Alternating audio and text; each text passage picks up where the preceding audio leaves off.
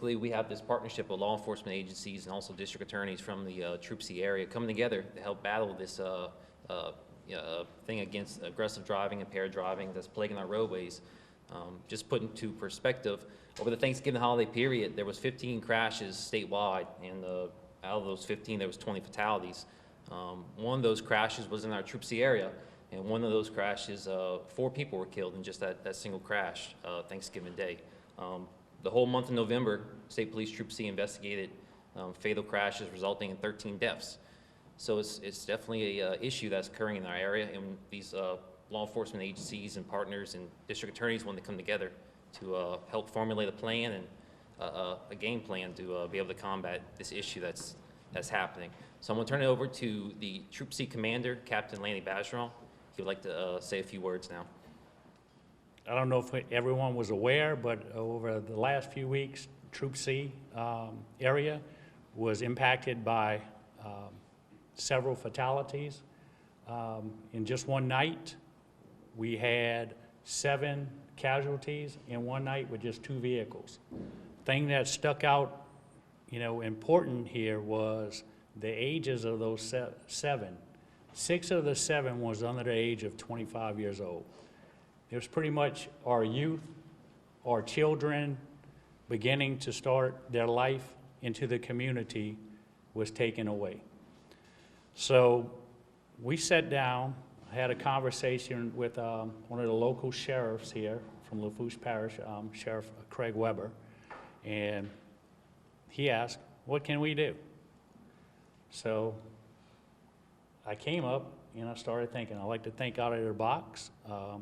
Came in and let's get the community, let them, see what we're doing out there. Let's set up a partnership on how we can attack it. We want to attack the impairment, reckless driving, distracted driving, and lack of seat belts. Because one of the fatalities probably could have been 2 fatalities, could have been stopped if they would have had their seat belts on.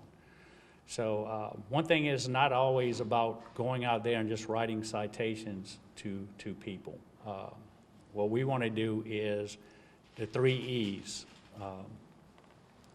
Is enforcement, education, and engineering. So that's why we have all the partners here today. So we've sat down, we're going to talk. We had that conversation, we put on a class, and we're coming up with ideas on how we can attack this problem in our area. No one wants to lose a life. In my experience of being a trooper for over 28 years, I've had to personally knock on that door of over 60 families and make that death notification. It's not easy. It's not easy to tell them that their family member, loved one is not coming home. So that's why I think it's very important. And what I'm really impressed here was when I reached out, there was no hesitation. It was immediately, I'm on board. And that's why we're here today. And I'd like to thank y'all, the people in the community. I would thank y'all for what you're doing in coming here so we can combat this issue. We're going to set up as a 2-tier program. We start off today with the leaders here. We're going to bring in our road people, our main people who hit the roads, and we're going to come up with some ideas, and we're going to start implementing them out there. You're going to start seeing a lot more in the media on it. I think that's very important, is people to know what we're doing and what we're trying to do to combat. But again, thank you, and I would like Sheriff Weber. After a decade or so of declining numbers of fatalities and alcohol and impaired related crashes, we've noticed a disturbing trend, a spike, if you will, this year, indicating that maybe it's an anomaly or maybe there's more to it than that. I like to look at cause and effect. I think there's hardly a police chief, a troop commander, or a sheriff here in Louisiana or across the country that has not experienced a decline in the number of officers. They're all struggling to hire officers. Manpower is, of course, a factor. I believe the pandemic has created a situation where not only is there a higher stress level within our communities, and some people are turning to chemicals and alcohol, but in our particular region, Hurricane Ida has created an exceptionally difficult time for a lot of people. That's not an excuse. It's a reality. And this trend of increasing number of fatal crashes, particularly those that are related to alcohol or drugs, is a very preventable crime. And our law enforcement community, the colleagues that are here represented along with our troop commander, Captain Bergeron, Louisiana State Police, are stepping up and recognizing that we have a responsibility and an obligation to do our part. But it's not a problem that we're going to solve on our own. It's a problem that starts with the individual who makes the decision to text, to drive, to drink, to get on the road, to use a car as a weapon, and to commit a murder. It's a community problem where people are tolerant of that activity. It's a criminal justice problem where the district attorneys who are here present recognize their obligation, but it begins with that police officer stopping that impaired driver and making that arrest. The judiciary has a role to play, corrections has a role to play, the legislature has a role to play. And I believe that this group of people coming together, stepping up to ensure the community that we recognize the sanctity of life and our obligation to make sure that we protect those lives. So none of us have to do, as Captain Bergeron suggested, knock on a door in the early morning hours. People come to the door from the dead sleep. They see a police officer, they know it's not going to be a good message, and it's a message we don't want to have to continue to deliver. So I'm very proud of this region and the people that are here represented that are making the commitment. When you have the leaders step together or come together and then make an obligation to work in unison and become a force multiplier, I think we can see those numbers go down and bring them below even the lowest numbers that we've seen in the past. So I compliment everyone, and I want to thank State Police Troop C for taking the lead and bringing this meeting together. Thank the captain for inviting us here to participate in this group. Over 20 years, we participate, in the safety effort to try to improve the safety on our highways by reviewing crash reports and meeting with state police and other agencies to, find trouble spots and to solve these problems and make the roads safer. It's just important that, when people drive, they take their time, especially in our work zones. We're not able to pick these work zones up during holiday season. We do stop some work, but lane closures, but some of the work zones stay out there. So it's very important as motorists travel, in unfamiliar territories, they be patient, and especially when they enter one of our work zones, to pay attention to the signs and reduce the speed as we we show the speeds are reduced. We put speed zones for these construction areas, so we ask that everyone pay attention to that. And, again, thank you for having us and being part of this group. I would like to thank all the elected officials and law enforcement leaders for coming out in this endeavor. And I think we can make a difference if we put all our heads together and work together as a team. You're going to hear a lot of that from me. Is teamwork is paramount, especially in leadership. Thank you. Captain, do you have any of the talking points that you have yet in terms of the things that you're going to try? What are some of the ideas that have been brought forward so far? Things that we can expect in terms of stepped up enforcement coming up over the holidays? We do have talking points. We do have talking points on that, but at this time, it wouldn't be fair to our partners because we have not set up and brought in their leadership on it. Today was just the beginning and coming together, formulate a plan on how we're going to attack it. State Police has their ideas, but I think it would be best if we're going to truly do a partnership, we need to listen to our partners and listen to what they have to say and come together and work together as a team. Well, what type of things do you want your troopers to do? Troopers, what I want my troopers to do is what we're trained to do. enforcement, okay, education. Big thing here is education as far as we have a great sudden impact program where we go out to the schools.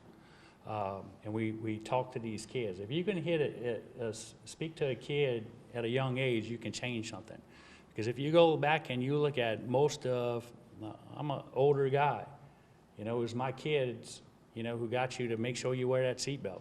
And that all starts in the schools and everything through the DARE programs and sudden impact. And is hitting our kids changes. We're changing. Everything's changing in this world. Our kids, I think sometimes are a lot smarter than what we were, okay? And they will train us in some things. So I think one thing with the sudden impact is very important that we do that. And we spoke to, I was listening to, I was at an awards banquet Wednesday night. And the Lafourche District Attorney's Office, they have a program for the kids. It's called a Goggle Wobble program where they get on a bike and put the goggles on and it sees what you feel like being impaired. That's pretty impressive. And that's a district attorney doing that. That's just not state police or a local department doing that or a sheriff's department. That's somebody taking that initiative for that community. And I think that's what we want to wait on is get all of those things together and we can put it out with a better product in the end. Captain or Sheriff, what is unique to this Troop C area that may be fueling some of the incidents that we're having on the roads? Is it the fact that there's so much highway to cover as a law enforcement agency? Is it that there's maybe not the availability of public transportation? What is unique to this area? I think the lack of public transportation is probably one unique area, but interestingly, last night I was in the company of the State Police Commander, Colonel Lamar Davis, and mentioned to him that we'd be having this meeting here today at Troop C. Of course, he was well aware of that. And he said, you know, we had a meeting ourselves, and what you're experiencing is not unique to your region. We've seen this across the state as well as North Louisiana. So in terms of any peculiarities in our region, we do have some roads that probably could use some attention. We've seen increases in traffic and population shifts. We have the hot spots that were identified by the commander in the presentation. And in the meantime, we have a large body of historical research from the Highway Safety Commission, from the National Highway Traffic Safety Administration, everything from saturation patrols, click it or ticket, DWI checkpoints. But as you are well aware, with technology, if you establish a checkpoint, it can have an effect. A lot of people will start texting messages. They may avoid the checkpoint, but they also will avoid driving impaired. And I go back to the community responsibility. You know, if we have a person walking down the street carrying a weapon, we're going to get 50 calls. Hey, there's a person down the street carrying a weapon, a gun. If you see a person impaired getting in a car, or if you happen to be driving and you see a person hitting the center line and driving erratically, then don't hesitate to call. Don't just hope that the person makes it home safely. Please report that information so that we can try to intervene.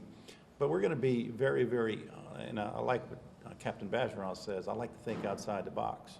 And I like to come up with newer and innovative ways that involve not only enforcement, but also community involvement, and really go to the legislature where there may be some deficiencies to improve the way that we administer and prosecute and hold people accountable.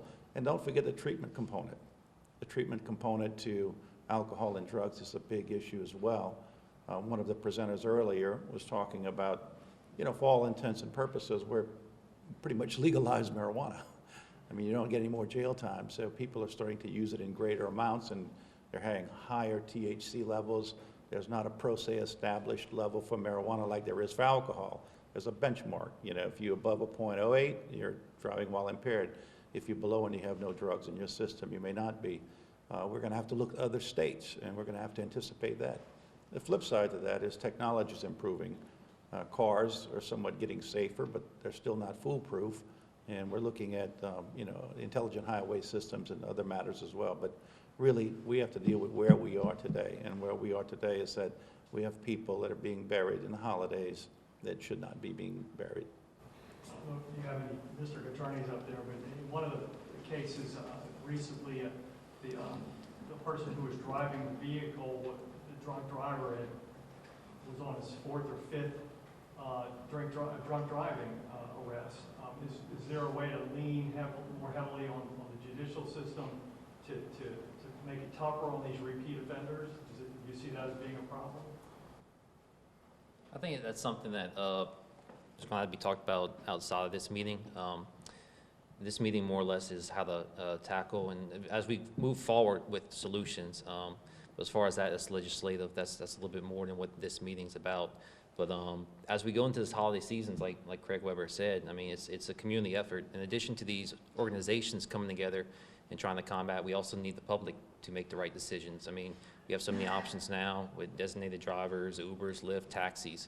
So as we go into these holiday seasons, we want to lower these fatality rates and drop them down. So we need the public to also make those good decisions behind the wheel. That way we can all work together, partnership amongst law enforcement, DAs, and also the public to help reduce these tragedies in our area. But as far as that question there, that's a little bit more than what this meeting is going to be about. Have y'all looked at the statistics so far this year? How many fatal crashes were actually due to impaired driving? So this year, we don't have all the stats for this year because there is a backlog with some of the coroner's lab doing the toxicology results. But on average, looking at the past years, nearly half of our fatal crashes involve some type of impairment in them. And like I said, that's on average. So more than likely this year also is going to be the same once we finally get all those results in. But we don't have it quite yet at the moment. Well, I want to thank y'all again for coming out here. As you can see, we're going to come together as a multi-agency, multi-parish force to help tackle these issues, especially fatalities and serious injury crashes. So as we move forward, we're going to come up with more solutions. This was more or less just kind of seeing who's available and different things like that. But we're going to come together and help work towards a safer community in our area. And I appreciate y'all for coming out.